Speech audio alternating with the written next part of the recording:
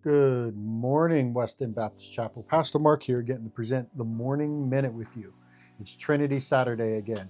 And today we're going to be looking at a story from Genesis, where this is important to understand the ancient languages and to be able to look in the Hebrew to be able to see where the Trinity really comes into play to here. So first, for pastors, this is a call out. This is why it's important to make sure that we spend some time in the ancient languages that the scriptures were originally written.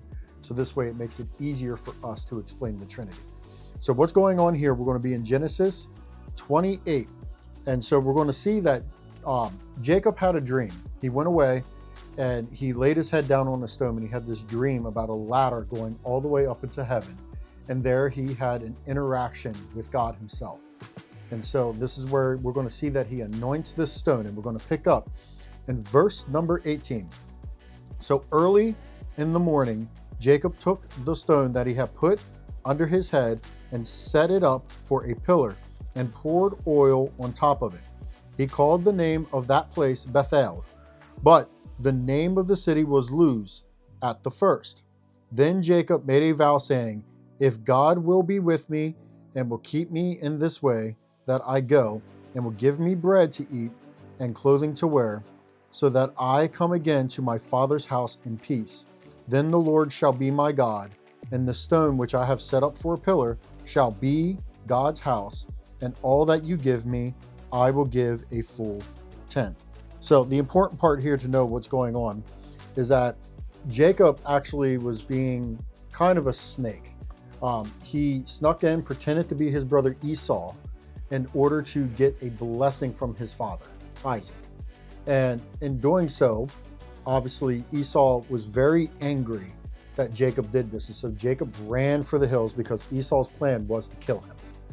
And so in doing so, he goes and he has this dream. He has this interaction going on with God. And here God, we clearly see, tells him, you are going to go back and to the land you came from, which is where Esau was, to go and make peace.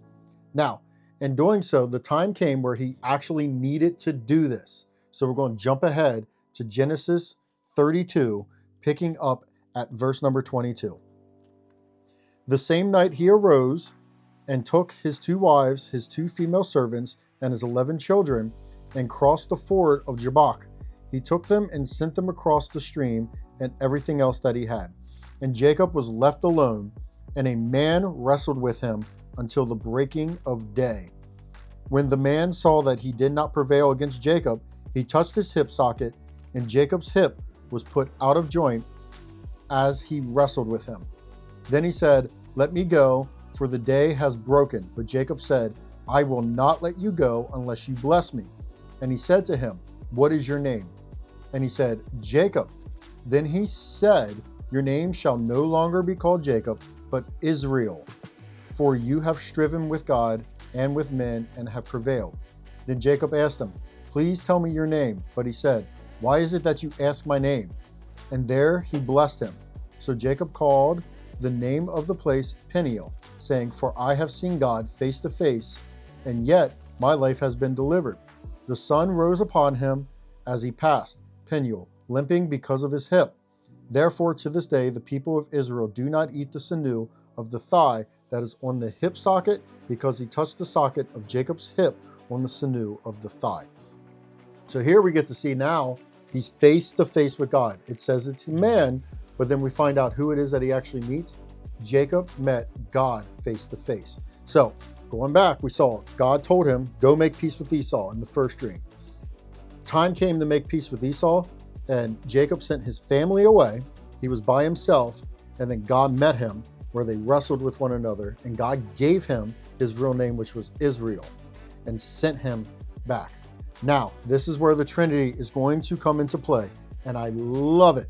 We're going to jump ahead to Genesis chapter 35, and we're going to read verses 1 to 7. Catch this out. So God said to Jacob, "Arise, go up to Bethel and dwell there.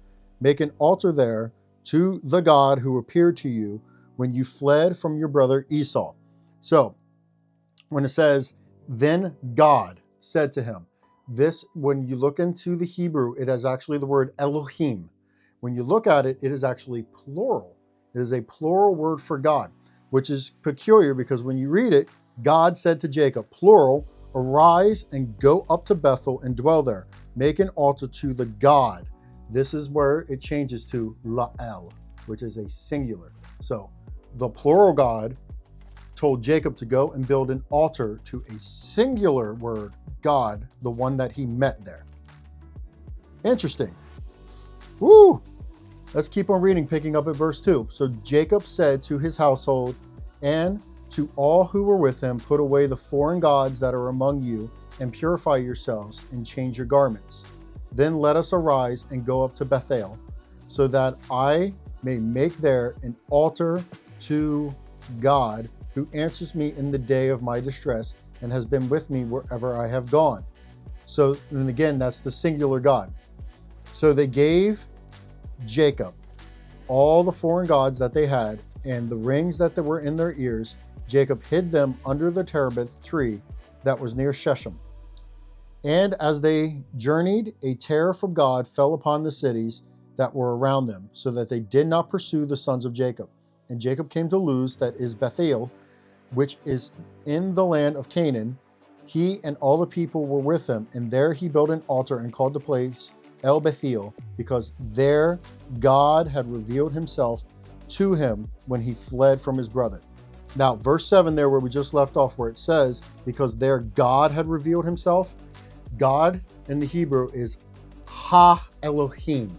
It's another plural word for God, but it literally means where they revealed themselves to him. The Trinity has always been there. And this is why pastors, again, I say, it's important that we get into the ancient languages. When we do it, it makes it easier to do our job, to explain things like the Trinity. But as you can see, whenever you're reading it in Hebrew, you can see where you can see the plural talking about God, referring to a singular, which is the one that Jacob met face to face, how Jacob is building an altar where he met him face to face, and how they revealed themselves to him. It is as plain as day when you read it in the ancient languages. So pastors, please make sure we are getting into the word and we are presenting it and showing it. So this way, the Trinity isn't something that we need to be frightened of or scared of or not know how to explain. It is there for us to be able to see plain as day in the script if we are willing to do our homework. So next week, we are going to again get into another look at the Trinity, and I'm excited to show that one to you as well. But for now, I want you guys to enjoy the rest of your Saturday and enjoy your time with your family and friends. Enjoy your weekend. God bless.